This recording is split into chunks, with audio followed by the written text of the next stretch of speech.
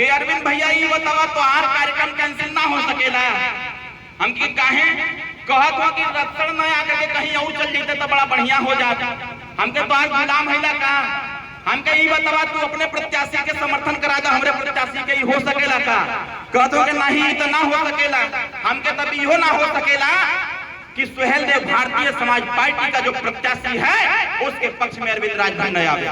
मैंने कहा मैं आऊंगा और पैदल घूमूंगा। हमारे जिलाध्यक्ष ने कहा कि भैया आप आइएगा, जनसभा को संबोधित करके चले जाइएगा। हमने कहा अरे मर्दवाई कैसे हो सकेला, अरविंद राजभर आवा और अफसर में पैदल पैदल न घूमे, लोगों से मुलाकात न करे, ये कैसे हो सकेला। और साथियों आनंद फानंद में प्रोग्राम तैयार हुआ और आज इतने जनसैलाब के साथ हम घूमने का काम किए। और मैं बता रहा हूँ आपको, सब लोगों को विश्वास हो गया है कि नेता हो तो ओम प्रकाश राजभर जैसा, क्योंकि जो नेता ओम प्रकाश राजभर जी कह देते हैं उस काम को करके दिखाते हैं।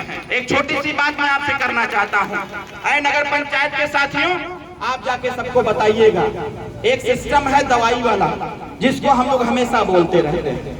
वोट देना बड़ी बात नहीं है, वोट देने के बाद जो वोट देने वाले लोग हैं ऐसे लोगों तक उस सारी व्यवस्थाओं को पहुंचाना, अगर पहुंचा दिया जाता है जिस नेता के द्वारा, वही नेता होता है। साथियों एक बात आप चर्चा में लाइएगा।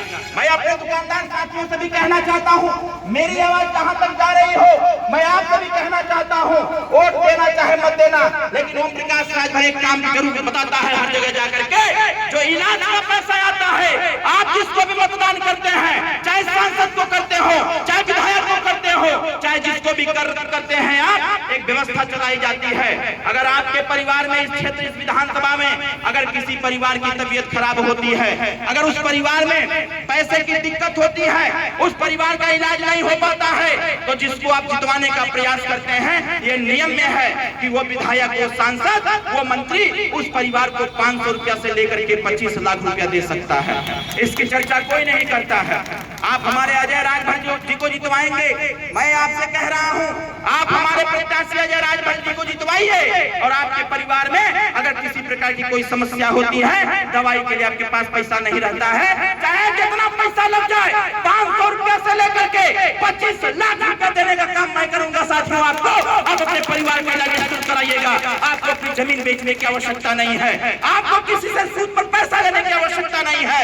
एक हफ्ते का समय हमको दे दीजिएगा, एक छोटा सा काम करना होगा। आप सरकारी अस्पताल चले जाइएगा या किसी भी प्राइवेट अस्पताल में जो सरकार का पैसा लेता हो, उससे एक एस्टिमेट बनवा लीजिएगा कि हमारा जो मरीज है इसके इलाज में कितना पैसा खर्च होने वाला है।